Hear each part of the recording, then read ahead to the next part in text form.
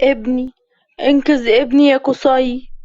قالتها وغمضت عينيها وفقدت الوعي، وقصي قعد يفوق فيها بس ما فقتش. فارس جهز العربية بسرعة. نوح جيب لي محفظتي والتليفون بتاعي من الأوضة فوق بسرعة. هو حاول قصي يفوقها تاني بس للأسف. وركبوا العربية ومودينها المستشفى. بسرعة يا دكتورة بسرعة. وحطوها على الترولي ومتجهين لغرفة العمليات. وقفوا هما التلاتة قدام العمليات، ونوح كان زعلان جدا وكان متأثر بالموضوع، وفارس كان حاسس بالذنب جدا وما كانش عارف يعمل ايه، وقصي كان زعلان قوي. ونوح فضل يعيط.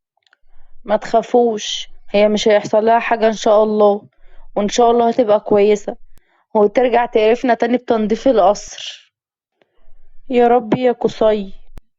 وقطع كلامهم الدكتورة وهي بتقول لهم يروحوا يدفعوا الحساب. انا جبت الفلوس بتاعتي اللي كنت باخدها معايا عشان ممكن الفلوس اللي معاك ما تكفيش. وانا كمان معايا فلوس اللي كانت بتديهالي. انا ما صرفتش حاجة منها عشان ما كنتش بخرج من القصر اصلا. ومشي قصي عشان يدفع الحساب. بما ان ما عادش معانا غير ال50 جنيه دي، فاحنا هنروح نشتري 3 كيلو موز تاكلهم بدل الورد عشان معناش تمنه. وفعلا جاب الموز. وفضلوا واقفين قدام أوضة العمليات مستنيين الدكتور يخرج. نورسين عاملة ايه يا دكتور؟ طمنا عليها. المدام الحمد لله كويسة هي والجنين كمان. هي كان عندها نزيف بس قدرنا نسيطر عليه. هي دلوقتي هيتم نقلها الغرفة عادية، وهو كمان نص ساعة هتفوق. شكرا يا دكتور. وفاقت فعلا بعد نص ساعة. وأول ما فاقت لقيت نوح وقصي وفارس قدامها. اه، ابني، ابني. ما تخافيش يا نورسين، ابنك كويس الحمد لله وما حصلوش حاجة. الحمد لله. خوفتنا عليكي يا شيخة، بس الحمد لله ان انت بخير. صحيح احنا صرفنا كل ما نملك في مصاريف المستشفى وما تبقاش غير 50 جنيه. جبنا لك بقى 3 كيلو موز بس عادي. واوعي تفتكري ان احنا جبنا لك موز عشان بنعتبرك قردة ولا حاجة. لا لا سمح الله يعني. هو انا هقدر امشي امتى؟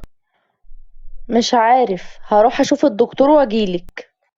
وخرج قسيم من الأوضة وما بقاش موجود غير فارس ونوح.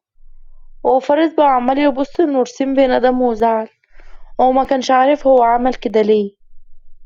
حمد لله على سلامتك يا نور. الله يسلمك يا نوح. حمد لله على سلامتك يا نور. الله يسلمك يا فارس. ممكن تستنى برا شوية يا نوح؟ اتكلم يا فارس، ايه اللي انت عايز تقوله؟ باين عليكم من طريقة كلامك انك عايز تقول حاجة. نور، انا اللي دلقت المية عشان تتزحلقي بسببها وتقعي. وبعدين انا مش عارف انا عملت كده ازاي. انا والله اسف وندمان على اللي عملته قوي. نورسين اصطدمت، بس على قد ما تقدر حاولت انها تداري الصدمة دي. مين اللي قالك تعمل كده يا فارس؟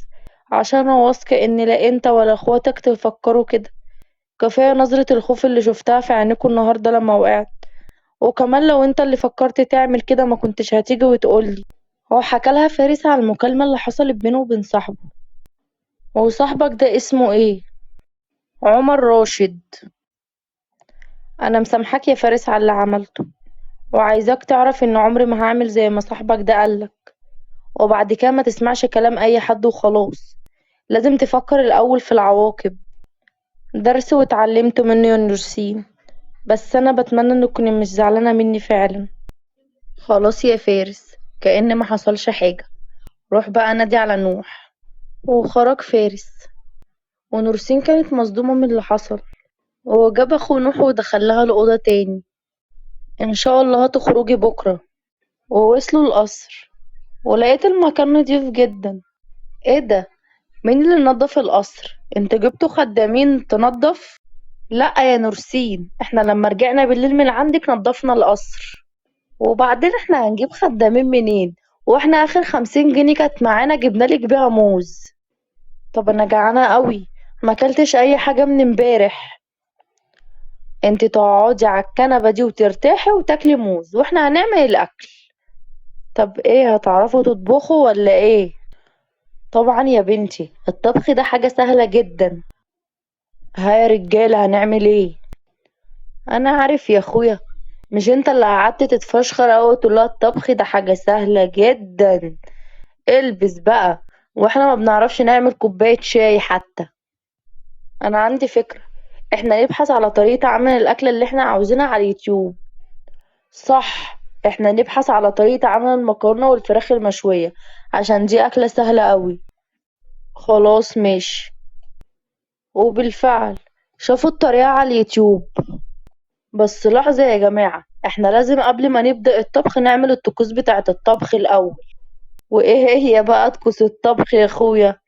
اولا كده احنا لازم نلبس المريلة عشان هدومنا ما تتوسخش، ونلبس الطاقية بتاعة الشيف لزوم الطبخ وكده، يعني حركات. بس يا بابا، احنا ناقصين الهبل بتاعك اللي انت بتقوله ده. وحضر نوع حلة وحط فيها مكرونة. هو احنا لازم نغسل المكرونة الأول صح؟ وهو واقف يغسل المكرونة في الحوض. هات عشان اصفيها بقى. وصفاها، بس وقعت منه مكرونة كتير. ايه ده، في مكرونة كتير وقعت. عادي يا ابني، الباقي هيكفي. ما تخافش، ما تقلقش. المكرونة ما بتنضفش والمية لونها ابيض لسه، هنعمل ايه بقى؟ احنا ممكن على فكرة نغسلها بصابون عشان تنضف. ايه ده يا ابني، لا لا لا، هو اي هبل وخلاص. هي المكرونة اللي نوعها وحش، مش هنجيبها تاني بقى البيت. طب هنعمل ايه دلوقتي؟ هنسلقها عشان تستوي، هنعمل ايه يعني يا نوح؟ وحطوا المية واتجمعوا بقى عشان يعملوا الفرخة. انا عايزة اعرف بقى انهي واحدة فيهم الكزبرة. مش عارف والله. انا عندي فكرة، نحط الاتنين مع بعض.